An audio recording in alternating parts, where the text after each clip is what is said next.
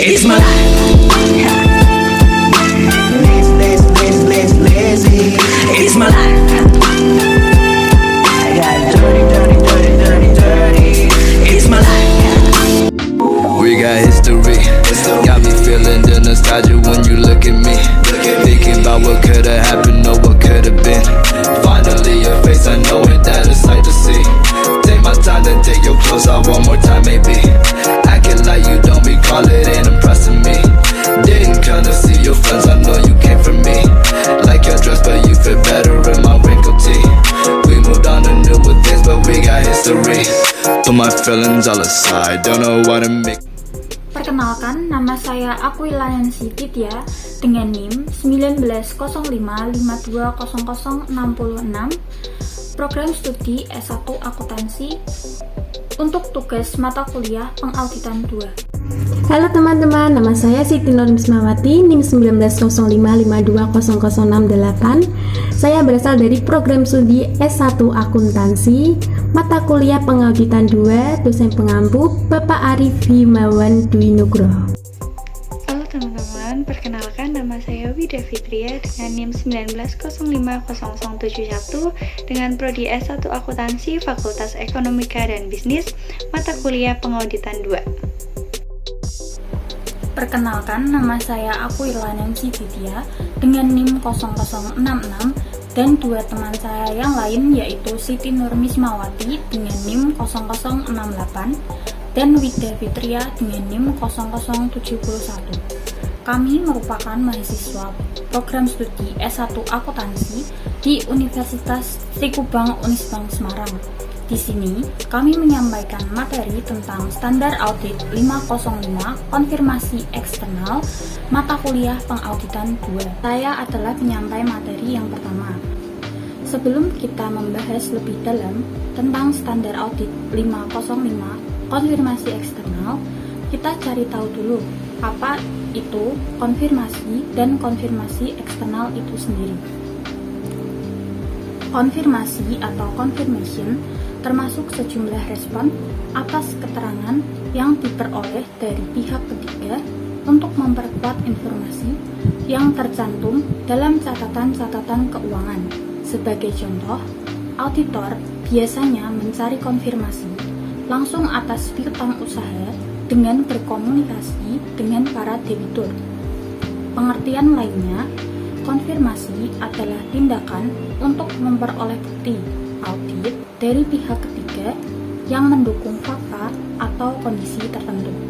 Pengertian lainnya, konfirmasi adalah penerimaan auditor atas respon secara lisan atau tertulis dari pihak ketiga atau pihak independen yang melakukan verifikasi terkait akurasi informasi yang diinginkan. Keunggulannya adalah bukti sangat persuasif, sedangkan kelemahannya adalah mahal dan memakan waktu, serta kesulitan untuk meminta pihak-pihak yang terkait memberikan informasi yang diinginkan. Kita akan membahas cakupan dari standar audit 505 konfirmasi eksternal. Cakupannya sering digunakan dalam kaitannya dengan saldo akun, tetapi tidak perlu dibatasi pada item-item. Misalnya, auditor dapat meminta konfirmasi eksternal tentang ketentuan perjanjian. Berikutnya, kita akan membahas tentang asersi, memberikan jenis pernyataan yang berbeda dalam situasi yang berbeda. Misalnya, konfirmasi eksternal atas piutang dagang memberikan bukti kuat tentang keberadaannya, tetapi tidak menunjukkan apakah debitur itu baik atau buruk. Prosesnya, yang pertama, menentukan informasi yang akan dikonfirmasi. Yang kedua, memilih pihak yang sesuai untuk dikonfirmasi. Yang ketiga, mendesain permintaan konfirmasi. Dan yang keempat, mengirim permintaan konfirmasi tersebut. Selanjutnya, saya akan menyampaikan materi sebelum kita membahas lebih dalam tentang standar audit 505 konfirmasi eksternal. Kita cari tahu dulu apa itu konfirmasi dan konfirmasi eksternal itu sendiri. Konfirmasi atau confirmation termasuk sejumlah respon atas keterangan yang diperoleh dari pihak ketiga untuk memperkuat informasi yang tercantum dalam catatan-catatan keuangan. Sebagai contoh, auditor biasanya mencari konfirmasi langsung atas piutang usaha dengan berkomunikasi dengan para debitur. Pengertian lainnya, konfirmasi adalah tindakan untuk memperoleh bukti audit dari pihak ketiga yang mendukung fakta atau kondisi tertentu. Pengertian lainnya, konfirmasi adalah penerimaan auditor atas respon secara lisan atau tertulis dari pihak ketiga atau pihak independen yang melakukan verifikasi terkait akurasi informasi yang diinginkan. Keunggulannya adalah bukti sangat persuasif, sedangkan kelemahannya adalah mahal dan memakan waktu, serta kesulitan untuk meminta pihak-pihak yang terkait memberikan informasi yang diinginkan. Konfirmasi eksternal merupakan bukti audit yang diperoleh oleh auditor sebagai tanggapan tertulis langsung kepada auditor dari pihak ketiga atau pihak yang mengkonfirmasi dalam bentuk kertas atau dengan elektronik atau dengan media lainnya. Ada 4 karakteristik utama dari konfirmasi. Yang pertama, informasi yang diminta oleh auditor klien. Yang kedua, permintaan dan respon secara tertulis dan dikirim ke auditor. Yang ketiga, respon yang berasal dari pihak ketiga yang independen. Dan yang keempat, konfirmasi yang positif, termasuk penerimaan konfirmasi. Konfirmasi positif akan dibahas lebih lanjut oleh teman saya nanti. Setelah mengetahui pengertian dari konfirmasi dan konfirmasi eksternal, mari kita bahas lebih lanjut tentang standar audit 505 konfirmasi eksternal berikut. Standar audit atau biasa disingkat dengan SA ini berhubungan dengan penggunaan prosedur konfirmasi eksternal oleh auditor untuk memperoleh bukti audit berdasarkan ketentuan. Yang pertama, standar audit 330, perencanaan suatu audit atas laporan keuangan.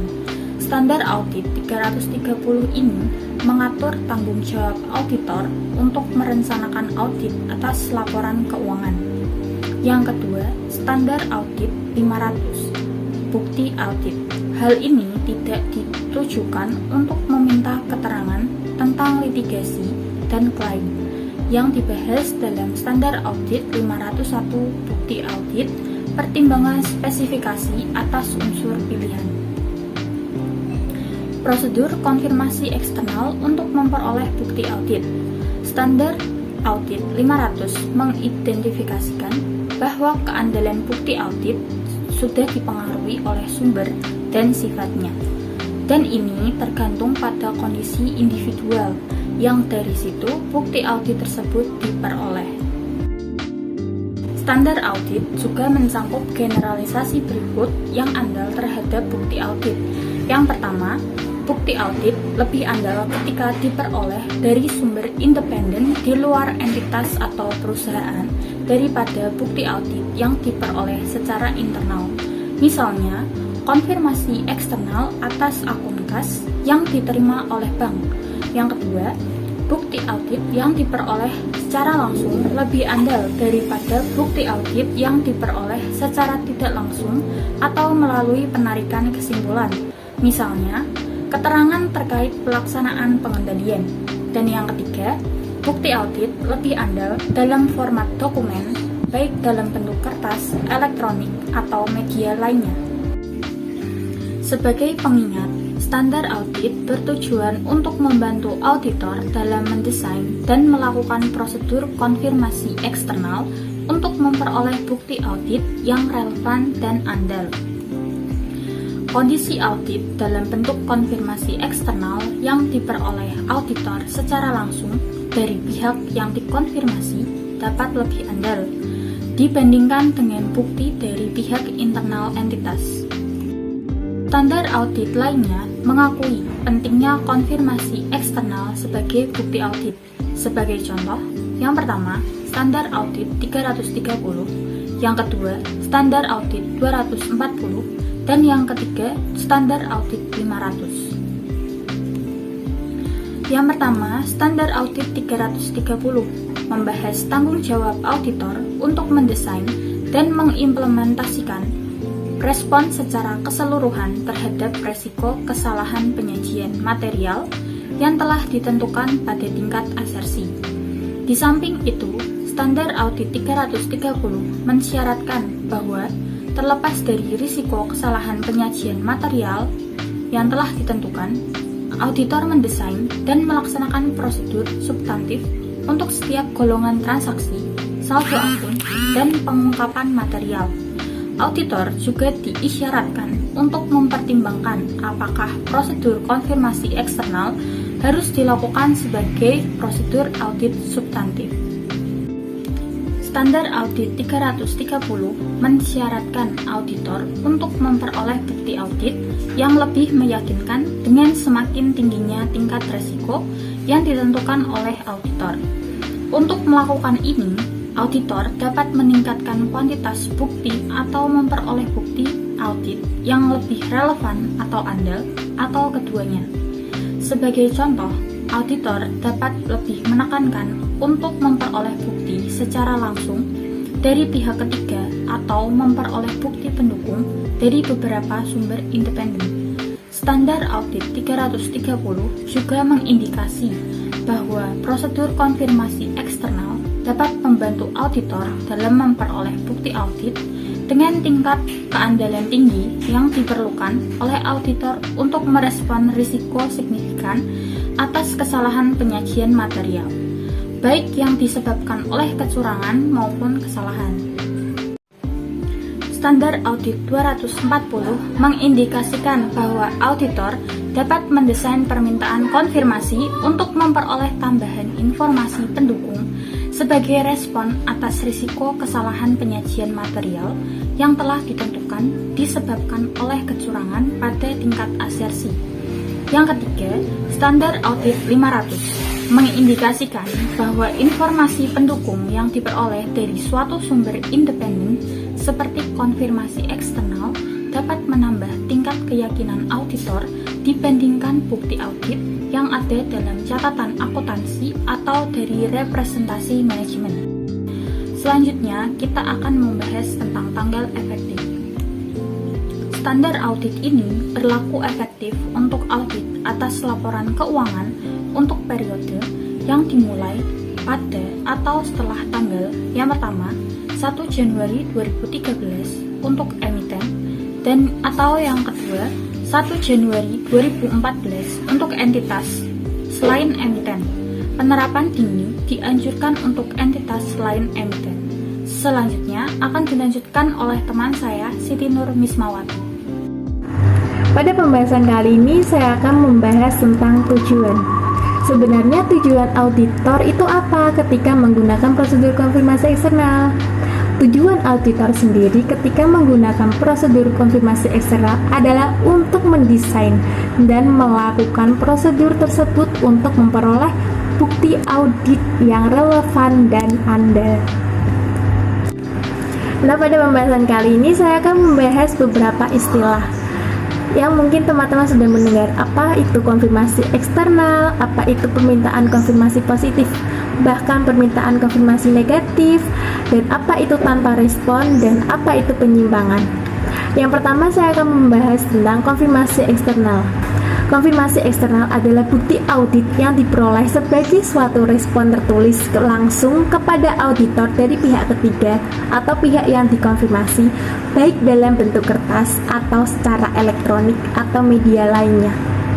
Untuk permintaan konfirmasi positif adalah suatu permintaan konfirmasi kepada pihak ketiga untuk merespon secara langsung kepada auditor yang menunjukkan apakah pihak yang dikonfirmasi tersebut setuju atau tidak setuju dengan informasi yang terdapat dalam permintaan konfirmasi atau menyediakan informasi yang diminta. Dan permintaan konfirmasi negatif adalah suatu permintaan konfirmasi kepada pihak ketiga untuk merespon secara langsung kepada auditor hanya jika pihak yang dikonfirmasikan tidak setuju dengan informasi yang terdapat dalam permintaan konfirmasi. Yang keempat, tanpa respon. Tanpa respon sendiri adalah suatu kegagalan dari pihak yang dikonfirmasi untuk merespon sebagian atau secara penuh terhadap permintaan konfirmasi positif atau sebuah permintaan konfirmasi yang kembali karena tidak sampai ke tangan pihak yang dikonfirmasi. Penyimpangan adalah suatu respon yang menunjukkan perbedaan antara informasi yang diminta untuk dikonfirmasi atau informasi yang terdapat dalam catatan entitas dengan informasi yang disediakan oleh pihak yang dikonfirmasi. Pada pembahasan kali ini, saya akan membahas tentang ketentuan prosedur konfirmasi eksternal. Ketika pengguna menggunakan prosedur konfirmasi eksternal, auditor harus tetap menjaga pengendalian atas permintaan konfirmasi eksternal, termasuk yang pertama adalah menentukan informasi yang dikonfirmasi atau yang diminta. Prosedur konfirmasi eksternal seringkali dilakukan untuk mengonfirmasi atau meminta informasi tentang saldo akun dan unsurnya. Konfirmasi dapat juga digunakan untuk menginformasi ketentuan dalam perjanjian, kontrak, atau transaksi antara entitas dengan pihak lain, atau untuk menginformasi tidak adanya kondisi tertentu seperti perjanjian tambahan atau side argument. Yang kedua adalah memilih pihak yang tepat untuk dikonfirmasi. Respon atas permintaan konfirmasi merupakan bukti audit yang lebih relevan dan andal. Pengguna permintaan konfirmasi dikirimkan kepada pihak yang dikonfirmasi, yang diyakini oleh auditor bahwa dia mengetahui tentang informasi yang dikonfirmasi. Sebagai contoh, seorang personal institusi keuangan yang berpengaruh tentang transaksi atau pengaturan yang kepadanya permintaan konfirmasi ditujukan, merupakan orang yang paling tepat di institusi keuangan tersebut untuk dimintai konfirmasi. Yang ketiga, dalam mendesain permintaan konfirmasi, termasuk dalam menentukan apakah permintaan telah dialamatkan dengan tepat dan berisi informasi jawaban untuk dikirimkan secara langsung kepada auditor. Format permintaan konfirmasi dapat secara langsung mempengaruhi tingkat respon konfirmasi, keandalan, dan bukti audit yang diperoleh dari respon. Faktor-faktor yang perlu dipertimbangkan pada saat mendesain permintaan konfirmasi mencakup beberapa hal, yaitu asersi yang ingin dituju, kemudian resiko kesalahan penyajian material yang teridentifikasi spesifik termasuk resiko kecurangan, kemudian susunan dan penyajian permintaan konfirmasi, kemudian pengalaman sebelumnya tentang audit atau perikatan serupa. Kemudian metode komunikasi, sebagai contoh dalam bentuk kertas, elektronik, dan media lainnya. Kemudian otorisasi manajemen atau dorongan kepada pihak yang dikonfirmasi untuk merespon kepada auditor. Pihak yang dikonfirmasi hanya akan bersedia untuk merespon permintaan konfirmasi yang berisi otorisasi manajemen. Kemudian kemampuan pihak yang dikonfirmasi untuk merespon atau menyediakan informasi yang diminta. Sebagai contoh, jumlah faktur secara individual dibandingkan dengan total saldo. Kemudian sebuah permintaan konfirmasi eksternal positif meminta pihak yang dikonfirmasi untuk menjawab kepada auditor dalam semua kasus dengan menunjukkan persetujuan pihak yang dikonfirmasi dengan informasi yang diberikan atau dengan menanyakan pihak yang dikonfirmasi untuk menyediakan informasi. Suatu respon sebuah permintaan konfirmasi positif biasanya diharapkan sebagai bukti audit yang andal. Namun, ada resiko bahwa pihak yang dikonfirmasi itu mungkin akan membalas permintaan konfirmasi tanpa melakukan verifikasi apakah informasi adalah benar. Auditor dapat mengurangi resiko ini dengan menggunakan permintaan konfirmasi positif yang tidak menyatakan pihak yang dikonfirmasikan untuk mengisi jumlah atau melengkapi informasi lainnya. Di sisi lain, penggunaan metode permintaan konfirmasi kosong mungkin dapat mengakibatkan tingkat respon yang rendah karena adanya usaha tambahan yang perlu diperlukan oleh pihak yang dikonfirmasi. Penentuan bahwa permintaan telah dialamatkan secara tepat termasuk memeriksa validitas beberapa atau semua yang dituju oleh permintaan konfirmasi sebelum konfirmasi dikirimkan. Yang keempat, dalam mengirimkan permintaan, termasuk permintaan tindak lanjut jika berlaku, kepada pihak yang dikonfirmasi. Auditor dapat mengirimkan permintaan konfirmasi tambahan pengguna jawaban untuk permintaan sebelumnya sebelum diterima dan waktu yang wajar.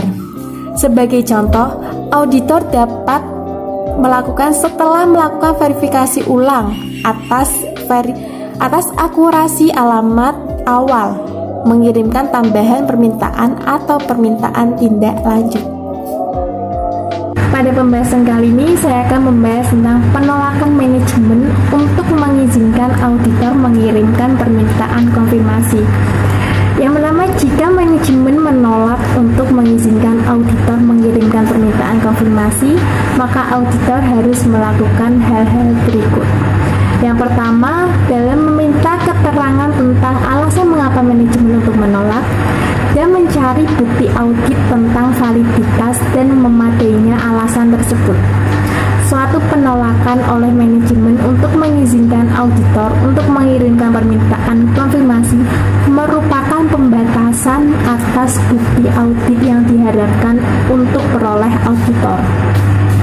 Oleh karena itu, diharuskan untuk menanyakan alasan pembatasan tersebut. Suatu alasan umum yang dikemukakan adalah adanya sengketa hukum atau proses negosiasi dengan pihak yang dimaksudkan untuk dikonfirmasi. Oleh karena itu, dapat menyebabkan permintaan konfirmasi tidak tepat waktu. Auditor harus mencari bukti audit atau validitas dan kewajaran alasan tersebut. Karena resiko penolakan manajemen tersebut mungkin mengindikasikan manajemen sedang mencoba untuk menolak akses auditor ke bukti audit yang dapat mengungkapkan kecurangan atau kesalahan. Yang kedua, mengevaluasi implikasi penolakan manajemen atas penilaian auditor terhadap risiko kesalahan penyajian material yang relevan, termasuk resiko kecurangan dan sifat dan saat dan luas prosedur audit lain lanjutan. Auditor dapat menyimpulkan dari evaluasi bahwa hal itu akan tepat untuk merevisi penilaian risiko kesalahan penyajian material pada tingkat asersi dan modifikasi prosedur audit yang telah direncanakan berdasarkan SA 315. Sebagai contoh, jika alasan manajemen meminta untuk tidak melakukan konfirmasi adalah tidak masuk akal, ini dapat mengindikasikan faktor risiko kecurangan yang membutuhkan evaluasi berdasarkan SA 240. Yang ketiga, melakukan prosedur audit alternatif yang didesain untuk memperoleh bukti audit yang relevan dan andal. Prosedur audit alternatif yang dilakukan dapat saja berupa dengan prosedur untuk konfirmasi yang tak dibalas yang ada dalam pada SA ini. Prosedur tersebut juga memperhitungkan nilai evaluasi auditor. Yang kedua, jika auditor menyimpulkan bahwa perolehan manajemen untuk mengizinkan auditor mengirim permintaan konfirmasi adalah tidak masuk akal atau auditor tidak dapat memperoleh bukti audit yang relevan dan andal dan prosedur audit alternatif. Yang pertama, maka auditor harus mengkomunikasikan hal tersebut dengan pihak bertanggung jawab atas tata kelola berdasarkan SA 260. Yang kedua, auditor harus juga mempertimbangkan implikasi terhadap audit dan opini auditor berdasarkan SA 705.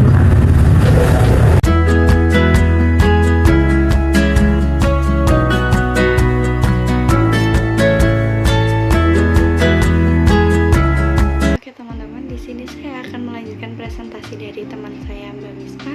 Di sini saya akan menjelaskan 6 materi selanjutnya. Apa aja sih 6 materi selanjutnya? Yang pertama ada hasil prosedur konfirmasi eksternal keandalan respon terhadap permintaan konfirmasi, dan yang kedua tanpa respon. Yang ketiga ada penggunaan respon terhadap konfirmasi positif diperlukan untuk memperoleh bukti audit yang cukup dan tepat. Yang keempat ada penyimpanan, yang kelima konfirmasi negatif, dan yang keenam ada pengevaluasian atas bukti yang diperoleh.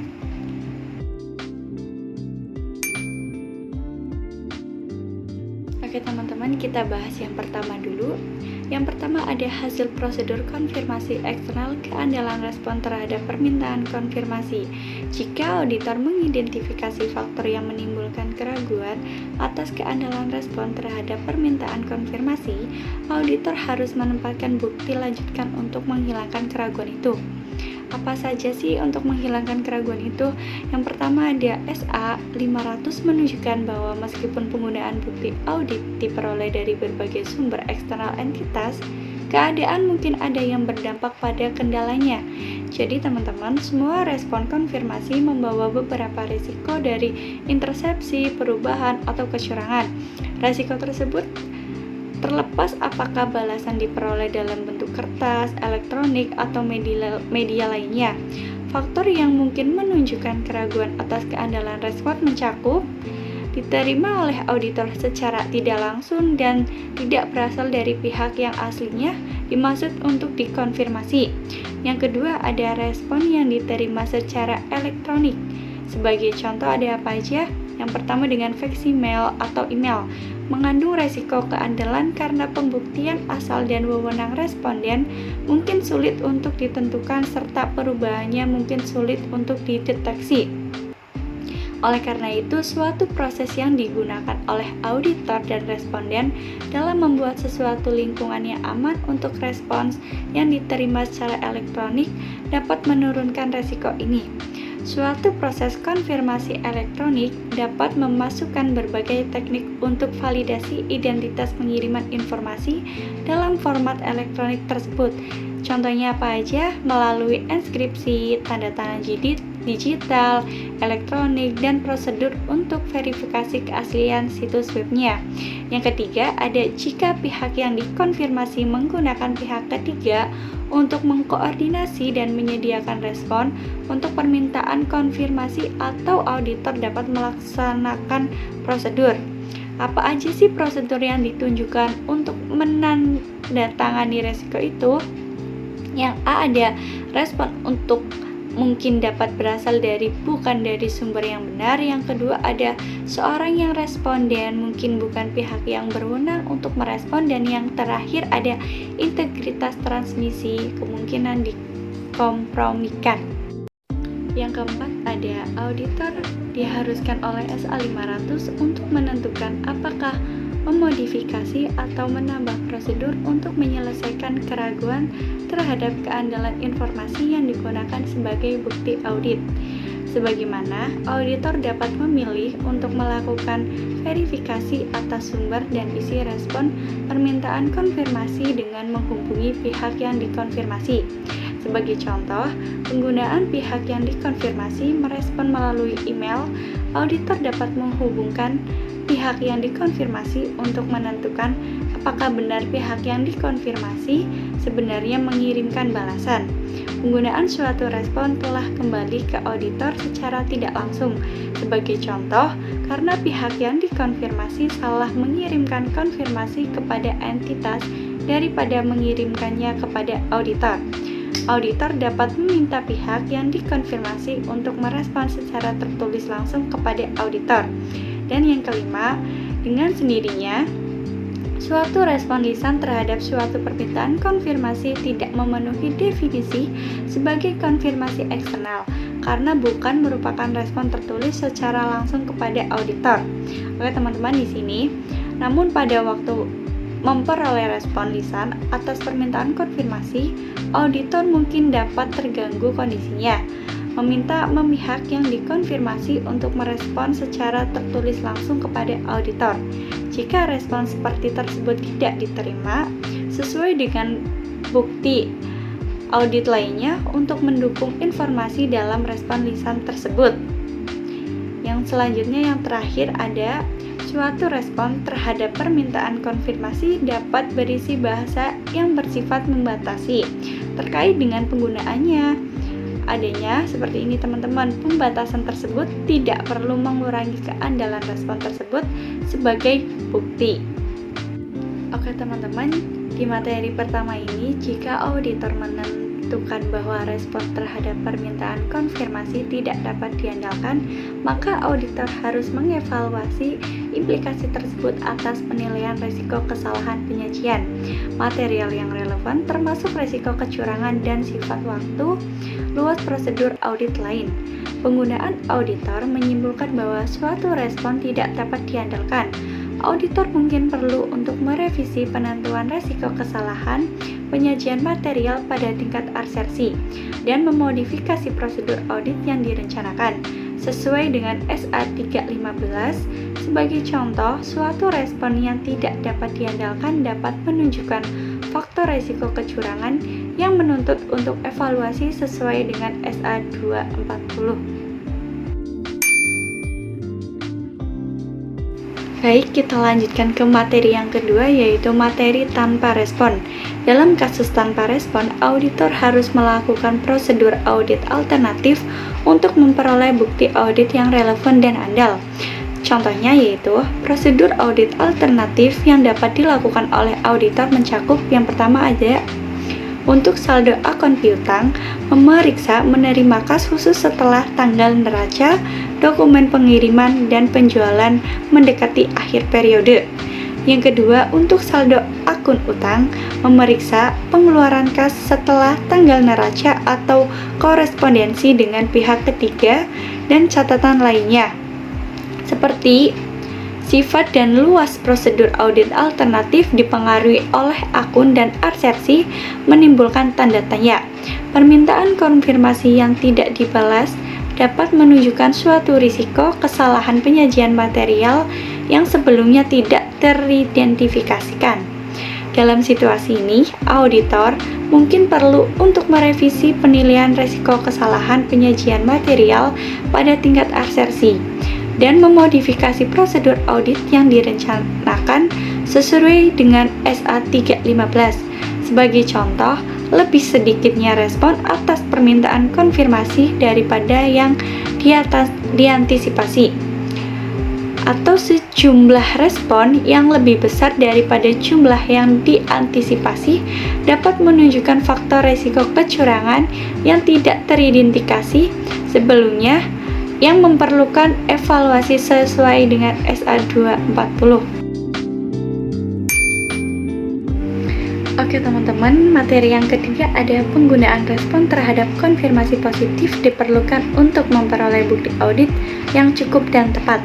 Jika auditor telah menentukan bahwa respon terhadap permintaan konfirmasi positif diperlukan untuk memperoleh bukti audit yang cukup dan layak, prosedur audit alternatif tidak akan menyediakan bukti audit yang diperlukan oleh auditor.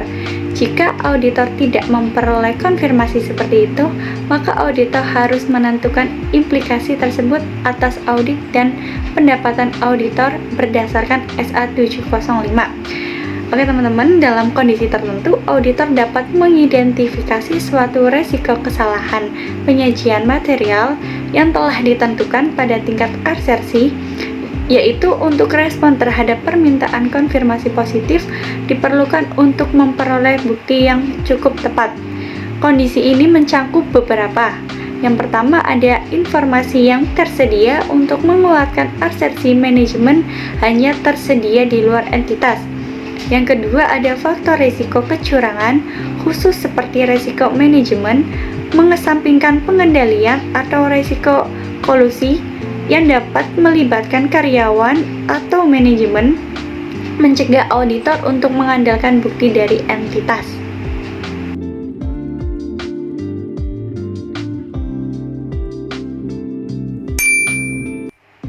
Materi yang keempat ada penyimpangan. Auditor harus melakukan investigasi penyimpangan untuk menentukan apakah hal itu merupakan indikasi adanya kesalahan penyajian.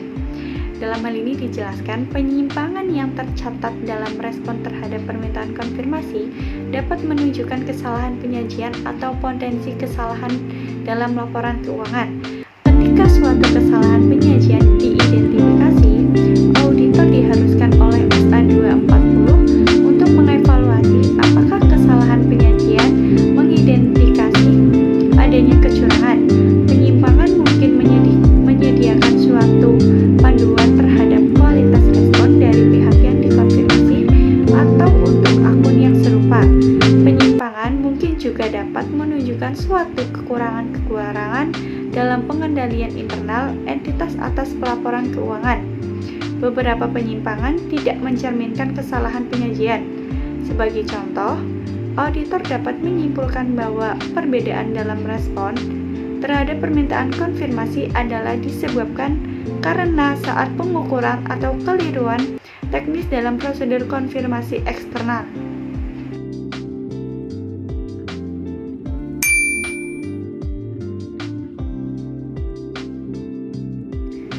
Oke, di sini kita lanjutkan materi yang kelima, ada konfirmasi negatif. Konfirmasi negatif merupakan bukti audit yang kurang meyakinkan dibanding konfirmasi positif.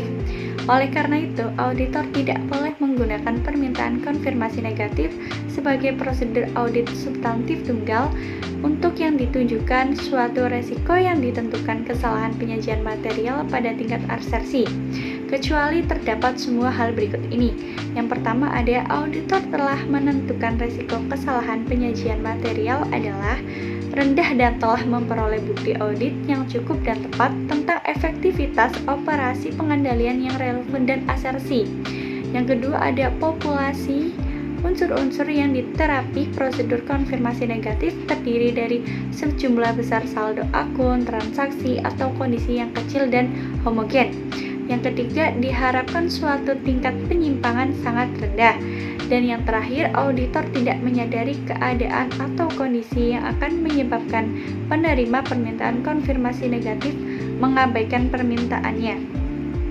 Dalam hal ini, kegagalan dalam menerima respon atas permintaan konfirmasi negatif tidak secara eksplisit menunjukkan permintaan oleh pihak yang dimaksud untuk dikonfirmasi tentang permintaan atau verifikasi atas keakuratan informasi yang terkandung dalam permintaan tersebut. Oleh karena itu, suatu kegagalan pihak yang dikonfirmasi untuk merespon permintaan konfirmasi negatif menyediakan bukti audit yang kurang meyakinkan daripada suatu respon terhadap permintaan konfirmasi positif. Kemungkinan besar pihak yang dikonfirmasi juga merespon ketidaksetujuan mereka atas permintaan konfirmasi penggunaan informasi dalam permintaan yang tidak sesuai dengan keinginan mereka. Dan kecuali kemungkinan untuk merespon dengan informasi yang sebaliknya, sebagai contoh, pemilik rekening kemungkinan besar lebih merespon penggunaan mereka, yakni bahwa saldo pada akun mereka tercatat lebih dari yang tercantum dalam permintaan konfirmasi. Namun kemungkinan lebih kecil merespon pengguna mereka, yakni saldo akun mereka tercatat lebih besar.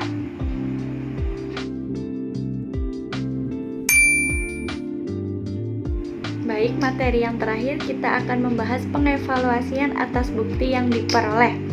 Auditor harus mengevaluasi apakah hasil prosedur konfirmasi eksternal merupakan bukti audit yang relevan dan andal atau apakah bukti audit lebih lanjut diperlukan. Pada waktu pengevaluasian hasil permintaan konfirmasi eksternal secara individual, auditor dapat menggolongkan hasil konfirmasi sebagai berikut. Yang pertama, suatu respon dari pihak tepat yang dikonfirmasi menunjukkan persetujuan dengan informasi yang disediakan dalam permintaan konfirmasi atau menunjukkan informasi yang diminta tanpa adanya penyimpangan. Yang kedua, suatu respon yang dianggap tidak dapat diandalkan. Yang ketiga, suatu permintaan konfirmasi yang tidak dapat direspon atau suatu respon yang menunjukkan suatu penyimpangan. Pengevaluasian oleh auditor ketika dengan memperhitungkan prosedur audit lain yang mungkin dilakukan oleh audit dapat membantu auditor dalam menyimpulkan apakah bukti audit yang cukup dan tepat telah diperoleh atau apakah bukti yang diperlukan seperti yang dituntut oleh SA 330.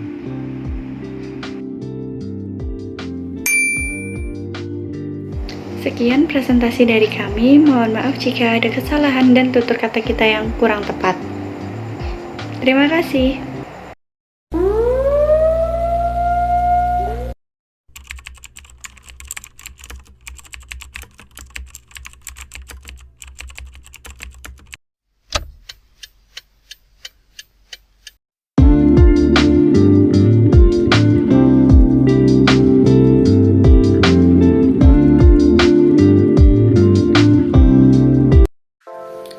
Waktu dan ilmu lebih berarti daripada uang.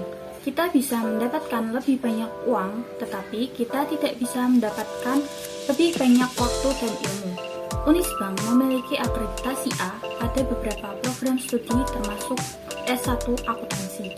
Maka dari itu, belajarlah di Unisbank agar dapat mempelajari lebih dalam mengenai ilmu akuntansi agar berguna dan membantu di masa yang akan datang.